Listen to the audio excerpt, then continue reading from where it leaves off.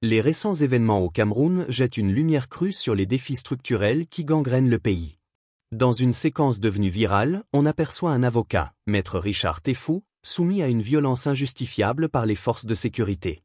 Cette scène révoltante est plus qu'un simple incident isolé. Elle révèle une tendance systématique qui étouffe les droits fondamentaux dans le pays. Au-delà des mots, cette vidéo est devenue le symbole d'une lutte incessante pour la justice et le respect des droits humains. Dans un contexte où le Cameroun figure parmi les 10 pires pays en matière de torture, selon les rapports internationaux, les promesses de réforme paraissent bien dérisoires face à l'ampleur du problème. Comment peut-on justifier que des avocats, censés être les garants des libertés fondamentales, soient eux-mêmes des cibles de ces abus? Cette question, plus que jamais, interpelle une société qui semble anesthésiée par l'habitude de l'injustice. Les formations des forces de l'ordre camerounaises, héritées de méthodes coloniales, privilégient encore l'usage de la force brute sur le dialogue et le respect des procédures légales. Cette réalité s'inscrit dans une logique de violence institutionnalisée, où le pouvoir préfère le contrôle par la peur à la stabilité par la confiance. Les programmes de formation actuels ne mettent pas assez l'accent sur les droits humains, créant un gouffre entre les attentes des citoyens et les pratiques sur le terrain. Le problème dépasse toutefois la sphère sécuritaire. Il s'étend aux arcanes du pouvoir, où règne une opacité budgétaire préoccupante. La Chambre des comptes, pourtant censée garantir une gestion saine des finances publiques, a récemment dénoncé des irrégularités majeures dans l'exécution du budget. Selon leurs analyses, les documents soumis manquent de sincérité et de régularité, un euphémisme pour signaler des détournements massifs de fonds publics. Une situation qui alimente le sentiment de frustration des citoyens et renforce la méfiance envers les institutions. En parallèle, les débats autour de l'intégrité électorale continuent de diviser. La réhabilitation de 120 000 inscriptions sur les listes électorales a soulevé des doutes sur la fiabilité du système. La disparition de certaines empreintes digitales, élément crucial pour garantir la transparence, alimente un climat de suspicion, surtout à l'approche des échéances électorales. Maurice Kamto, leader de l'opposition, n'a pas manqué de dénoncer cette mascarade, qualifiant ces manœuvres de mépris flagrant pour la volonté populaire. Mais pourquoi ces dysfonctionnements perdurent-ils ? La réponse réside en partie dans le rôle ambigu des représentants parlementaires. Loin d'exercer un véritable contre-pouvoir, beaucoup semblent alignés sur les intérêts du régime, sacrifiant ainsi leurs responsabilités envers leurs électeurs. Cette complaisance alimente les dérives autoritaires et prive le Cameroun d'une dynamique parlementaire saine, essentielle pour la démocratie. Un autre aspect crucial réside dans la gestion de l'économie. Les récentes augmentations d'impôts et les mesures fiscales impopulaires touchent l'ensemble de la population, y compris les plus vulnérables. Alors que les Camerounais peinent à joindre les deux bouts, les comparaisons avec des pays voisins comme la Côte d'Ivoire mettent en évidence les carences structurelles. La différence entre les budgets des deux nations, malgré des contextes socio-économiques similaires, soulève des questions sur l'efficacité de la gestion économique au Cameroun. Cette inefficacité est accentuée par une absence de cadre judiciaire solide. La Haute Cour de justice, censée prévenir les abus ministériels, reste non opérationnelle. Un outil indispensable pour lutter contre la kleptocratie est donc inexploité, laissant la porte ouverte à des abus sans conséquence. Cette inaction juridique reflète un problème plus large, l'impunité, qui gangrène toutes les strates du pouvoir et encourage les comportements répréhensibles. Face à ces défis, il est essentiel de reconnaître que le changement ne viendra pas uniquement des institutions. La société civile, les médias indépendants et les citoyens engagés doivent jouer un rôle central dans cette transformation. Des plateformes comme Equinox TV, en mettant en lumière ces questions, rappellent que l'information reste un puissant levier pour éveiller les consciences et inciter à l'action. Le Cameroun est à la croisée des chemins. Les choix faits aujourd'hui détermineront l'avenir de la nation. Il est impératif de rompre avec la culture de la peur et de l'impunité, pour bâtir un pays où chaque citoyen se sent protégé et valorisé. La justice, la transparence et le respect des droits fondamentaux ne sont pas des options, mais des impératifs. Pour y parvenir, le Cameroun doit d'abord repenser son modèle de gouvernance, en commençant par une réforme en profondeur de ses institutions. Cela passe par une indépendance réelle des organes de contrôle, tels que la Chambre des comptes, pour qu'ils puissent accomplir leur mission sans entrave. Les rapports budgétaires doivent être accessibles, transparents et refléter fidèlement la gestion des finances publiques. Les irrégularités dénoncées doivent faire l'objet de poursuites judiciaires rapides et rigoureuses, afin de restaurer la confiance des citoyens dans l'État. Ensuite, il est impératif de revoir les programmes de formation des forces de sécurité. La violence, bien que présentée comme une réponse rapide aux troubles, ne peut plus être un pilier central des interventions sécuritaires. Les agents doivent être formés aux principes des droits humains, au respect des lois et aux méthodes modernes de gestion des conflits. La transition d'une approche répressive vers une stratégie axée sur le dialogue et la prévention sera difficile, mais nécessaire pour apaiser les tensions sociales. L'intégrité électorale doit également devenir une priorité nationale. L'avenir démocratique du Cameroun dépend d'un processus électoral crédible où chaque voix compte. Les autorités doivent garantir que les dispositifs biométriques soient fiables et opérationnels dans tout le pays. Cela inclut des audits réguliers des systèmes électoraux, une transparence totale dans la gestion des données et une meilleure communication avec les citoyens pour dissiper les doutes. Par ailleurs, les parlementaires doivent assumer pleinement leur rôle de représentants du peuple.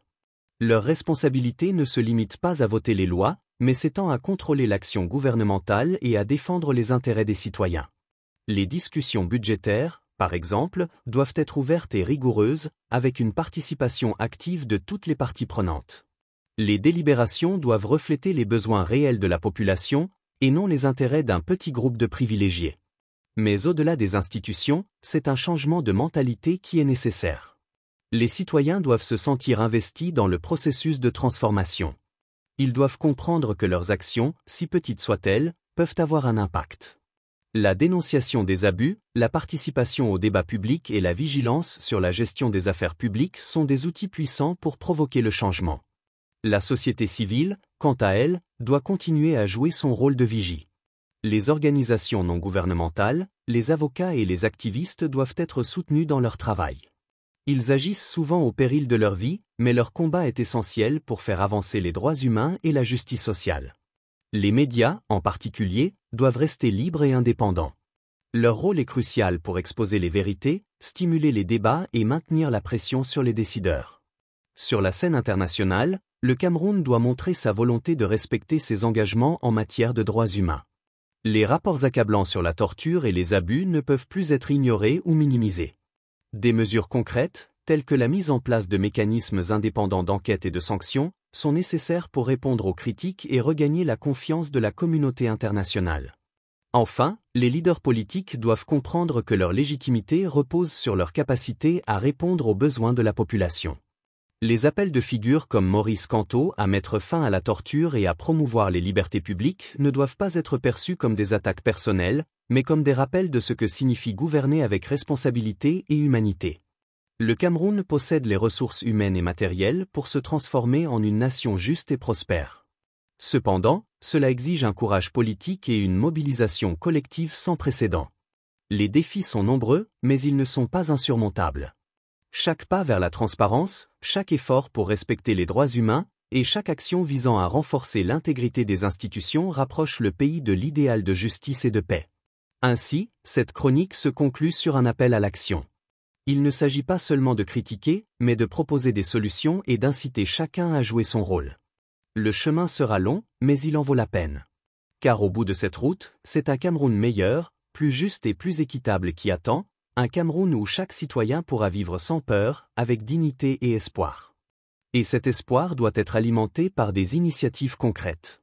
Les jeunes, qui représentent la majorité de la population camerounaise, doivent être au centre de cette transformation. Leur énergie, leur créativité et leur détermination sont des atouts essentiels pour bâtir un avenir meilleur. Il est impératif de leur offrir des opportunités éducatives et professionnelles adaptées, mais surtout de leur permettre de participer activement aux décisions qui façonnent leur pays. Les entreprises, qu'elles soient locales ou internationales, doivent également jouer un rôle clé. Leur responsabilité ne se limite pas à générer des profits, mais aussi à contribuer au développement économique et social du Cameroun. Cela passe par des investissements responsables, des politiques de recrutement inclusives et un respect des normes environnementales et sociales. En parallèle, les institutions religieuses, souvent influentes dans le paysage camerounais, peuvent jouer un rôle de médiateur. Elles peuvent promouvoir des valeurs de justice, de tolérance et de solidarité, tout en dénonçant les abus et en appelant au respect des droits fondamentaux. L'unité nationale, bien qu'éprouvée par les tensions politiques et sociales, reste un socle sur lequel le Cameroun peut s'appuyer. Pour cela, il faut valoriser la diversité culturelle et linguistique du pays, non pas comme une source de division, mais comme une richesse inestimable. Les leaders traditionnels et communautaires doivent être impliqués dans les processus de réconciliation et de développement, car ils comprennent les réalités locales mieux que quiconque. Enfin, chaque Camerounais doit comprendre que le changement ne viendra pas uniquement des dirigeants ou des institutions. Il commence par des gestes simples, respecter les lois, dénoncer les injustices, éduquer les enfants dans un esprit de citoyenneté et participer activement à la vie publique. C'est cette conscience collective qui permettra de surmonter les défis actuels. Les images de maître Richard Teffou, violemment agressé pour avoir défendu la loi, doivent être un électrochoc. Elles rappellent que personne n'est à l'abri tant que l'impunité règne. Mais elles doivent aussi être une source de motivation pour exiger des réformes. Il ne s'agit pas seulement de défendre un individu, mais de protéger un principe fondamental, celui de la justice. En somme, cette chronique ne cherche pas à noircir le tableau, mais à révéler les réalités avec franchise. Le Cameroun, malgré ses nombreuses épreuves, a le potentiel de se relever et de se réinventer. Mais cela nécessite une volonté commune, une détermination sans faille et une foi inébranlable en un avenir meilleur. Comme le disait un grand penseur africain, si tu veux aller vite, marche seul. Si tu veux aller loin, marche avec les autres. Le Cameroun ne peut se transformer qu'en marchant ensemble, main dans la main, vers un futur où chacun pourra vivre dans la dignité, la paix et la prospérité.